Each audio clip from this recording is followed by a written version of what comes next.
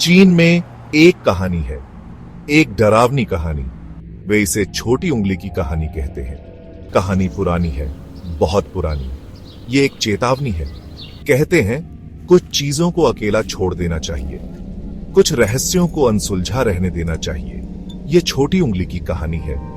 ये कहानी हमें सिखाती है कि हमेशा सावधान रहे। जिज्ञासा खतरनाक हो सकती है, विशेष रूप से जब यह अतीत की बात आती है।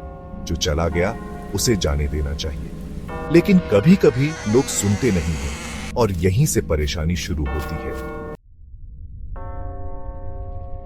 वांग ली एक जवान लड़का था, बहादुर या शायद बेवकूफ। उसके दोस्तों ने उसे एक चुनौती दी। वे उसे एक पुरानी जगह ले गए, एक मंदिर, एकदम खंडहर। कहा जाता था कि यह जगह भूतिया है, लेकिन वांग ली डरता नहीं था। कम से कम उसने ऐसा दिखाया। मैं अंदर जाऊंगा, वांग ली ने कहा। मैं डरता नहीं हूं। उसके दोस्त हंसे। उन्होंने उसे एक और चुनौती दी। अगर तुम इतने बहादुर हो, उन्होंने कहा, तो उस कमरे में जाओ। वहां एक पुरानी लकड़ी की पेटी है, उसे खोलो।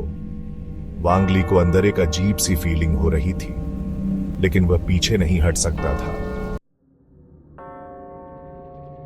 मंदिर अंधेरा और ठंडा था। हवा में एक अजीब सी गंध थी। वांग ली ने अपने दोस्तों की बातों को नजरअंदाज करने की कोशिश की। उन्होंने कहा था कि अंदर भूत हैं।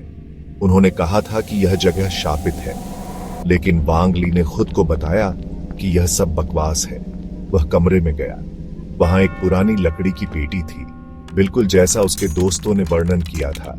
यह अजीब प्रतीकों से ढकी हुई थी।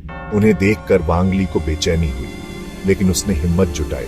उसने पेटी खोली।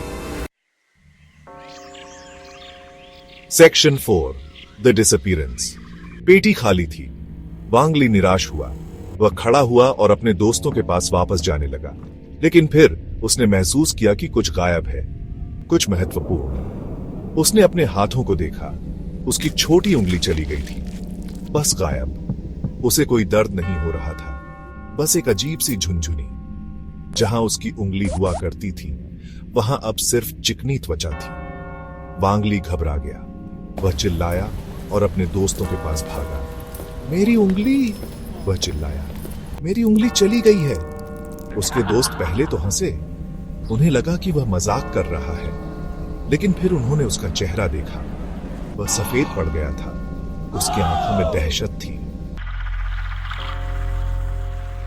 Section 5, the lesson.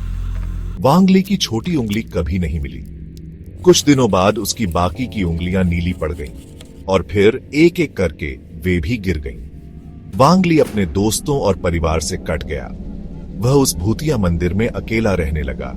कुछ लोग कहते हैं कि उन्होंने उसे अंदर जाते देखा। वह फुसफुसा रहा था, खुद से बातें कर रहा था, या शायद किसी और से। छोटी उंगली की कहानी एक चेतावनी है। यह हमें बताती है कि कुछ चीजें पवित्र हैं, कुछ सीमाएं हैं जिन्हें हमें पार नहीं करना चाहिए, और कुछ रहस्य ऐसे होते हैं जिन्हें अनसुलझा रहने देना ही बेहतर होता है।